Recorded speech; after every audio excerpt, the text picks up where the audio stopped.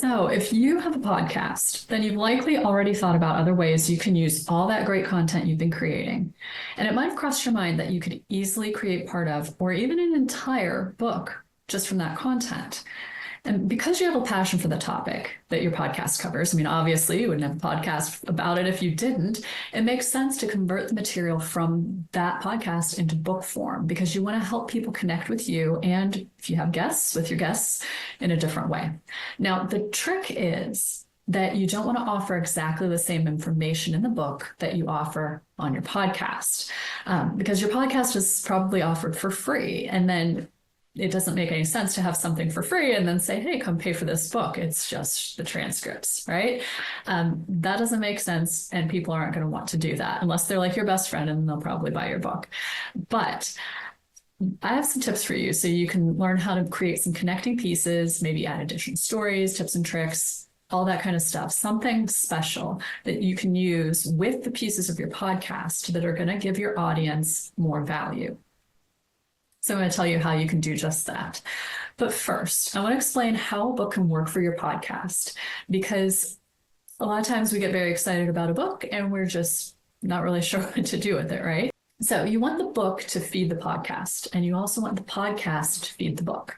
The book is not just this standalone product that you have to sell. It's not something that you just carry around in the trunk of your car. It's a piece of the puzzle. This is something that you can use to warm up your audience, to build know, like, and trust, to demonstrate your expertise in a different format. You're already doing that with your podcast, but now you can do it with a book as well. Basically, the book is going to help bring people back to you as the expert. And again, it's like a cycle. So it goes back and forth between the book and the podcast. Knowing that, when you start out, you need to have a purpose for the book, and you need to know who the audience is. More than likely, it's going to be the same audience and purpose that you have for your podcast, and possibly for your business if you have a separate business besides the podcast. Just as an example, let's say that you have a marketing podcast where you talk about how small businesses can market themselves. So if that's your podcast, then you would probably want the book to be the same sort of format. It would make sense for you to have a marketing podcast for small businesses, and then the book is actually talking about how big businesses can market themselves. It's not the same audience, so it's not going to work the same way as a book would typically when you're trying to drive people back and forth between the two. So once you know who you want to be reading your book and what the purpose of the book is, then you can actually determine what you want the reader to learn from your book. And your goal should be to give the reader a win of some sort by the end of the book. So they're not just reading a book and going, that was great, and then they toss it in the recycling bin. You want them to actually get something out of it. So think about, like, what is the goal of your podcast? How does that relate to the book? What can people get out of the book that they can kind of get out of the podcast too, but you're giving it to them in a different way? And some of those things could be like adding to the stories, etc. So I'm going to cover that a little bit more as we dive into the two different paths that you can take depending on the type of podcast you have. But once you figure out what that win is, that's going to help you select which episodes you want to showcase in the book. Because again, you don't want to just dump everything in, because that's not ethical. It would not be a good idea to just take all the transcripts from every one of your shows and put them in a book and be like, here, I made this. Not a great way to do it. So there are two different paths. Once you've got all that stuff figured out, then either the path where you are the star of the show. So that's for anybody who does not have guests. And then there's the path where you have guests, and those are going to be slightly different the way you handle them. So if you're the star of the show, you have to organize the episodes based on the journey that you want to take the reader on, and then have the episodes transcribed. You want to make sure that you are actually taking them on a journey. So it's not just, here's this random thing, here's this random thing, here's this random thing. So think about like chronological order, or the order that it makes the most sense in. Typically, if you're doing this sort of thing, chronological order is going to be how it goes. But obviously look at what is going to make sense for the journey that you want to take them on. Read through the transcriptions to decide what you want to keep and what else you need to add to the chapters, because you do want to bulk it up, right? Do you want to add in maybe more personal stories to illustrate your point? So there might be something that you started talking about, but you didn't fully cover it, or something that you just gave a little bit on and you have a really good personal story for that. That's what you want to throw in the book. Or maybe you want to talk about how what you're sharing would apply to the reader's life. If it's something like that, then you're going to kind of step back and say, this is how you can take that further. This is how you can apply it to what you're doing. Those are great ways to stretch out the lesson there. And it may be that you want to just alternate pieces of the podcast with your wisdom and, some different stories to illustrate the point. So maybe you had a podcast, again, using the marketing podcast, maybe you had some really great nuggets about marketing in there that you didn't get to fully explain because your podcast is supposed to be a half-hour podcast, for example. So then you want to make sure that you're adding in, here's some more information. Here's these stories that this is how I learned this lesson, or this is how my clients have been able to take this lesson to their own work. Those are all really great ways of expanding on the knowledge that you're sharing in your podcast. Now, if you have guests, you need to do things slightly differently because first of all, you need their permission to actually use their episodes. If you're just sharing the episode, if you're saying, hey, I had a guest and they talked about this great topic, go check out the episode, that's perfectly fine. You don't need to get their permission to say, click here and learn about them. What you need permission for is taking what they shared on the podcast and putting it into book form. Maybe they hopefully they signed a release for your podcast, but more than likely it didn't include that you were going to use their message in a book. So you need to have a separate release that says it's okay to share this message. When you're creating this kind of a contract, make sure that you detail what they get, if anything, from the book. So if you're just saying, hey, you had some great nuggets in here, I wanted to share those in a book and send people back to the podcast, great. More than likely, it's not going to be a problem. But if you're sharing a whole bunch of their stuff, if you're taking things and then you're asking them to add to the chapter, for example, which is perfectly fine, you can ask them to contribute too.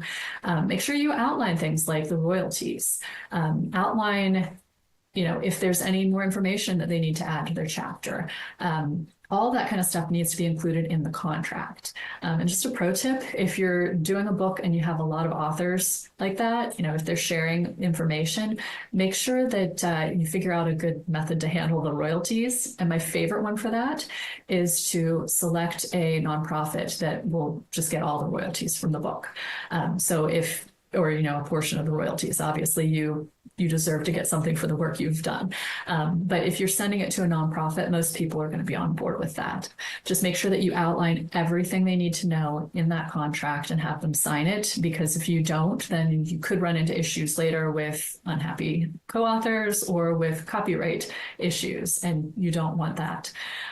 So if anything needs to be in the chapter that requires additional writing, so like if your co-authors, your guests on your show are sharing things aside from what they shared on the show, and they're writing it and giving it to you, then you want to make sure that you have clear expectations about deadlines, about how the editing is handled. And more than likely, they will want to review the chapter just to make sure that there was no error introduced, that nothing was misinterpreted, because we always understand what we're saying, but sometimes if we're just writing it down, there's no opportunity for somebody to say, hey, I don't get that. So you want to make sure that if the editor is viewing it from a completely different standpoint, that they aren't then changing the words and making it something completely different from what the author intended.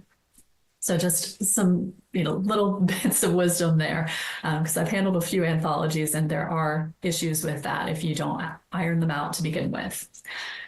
So the whole point of the book is to connect readers with your podcast, right? So once you've kind of got this whole big idea of what the book is going to look like outlined, we need to make sure that they are going back to podcast. Because again, as I said at the beginning, your book and your podcast are supposed to feed each other. And if they aren't feeding each other, then there's an issue. So when you're doing this podcast, make sure that you include either a QR code or bit link for each episode or each chapter. If you have a chapter dedicated to a specific author or dedicated to a specific topic, if you're the star of the show, then make sure that you're putting those in so people can get through that chapter and then go back and listen to the podcast episode. It is a great way to get people to engage more. It's, again, connecting people. It's warming up that audience and demonstrating your expertise and keeping them in your world. The longer you keep these people in your world, the more they're going to want to be in your world. because they're used to it and they like it, right? So this is especially a great idea if you didn't get like the entire transcript and use that as part of the book. So you can do that as long as you're, again, adding extra material. But if you don't have the entire transcript, you want them to go in and listen to the whole episode so they're getting all of those wonderful pieces. And now you finally have a book, right? Well, you have a manuscript. You don't have a book, you have a manuscript. So the next few steps are going to be the editing, the layout, the cover design, and the publishing, because you want it to actually get in people's hands. So just a few tips on that. Make sure you work with professionals in all those areas. There are a lot of technical requirements for files that are uploaded to publishing platforms. So if you're planning on doing an independent or hybrid sort of model, make sure that you're working with professionals who know how to handle those sort of criteria.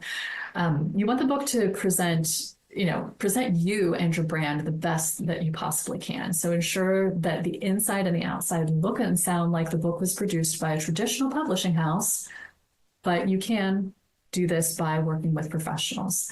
I have seen so many books come out that are just beautiful, beautiful covers, amazing editing, the layout is wonderful, and you would not be able to tell the difference between a traditionally published book and this type of book. So make sure that that's what you're striving for.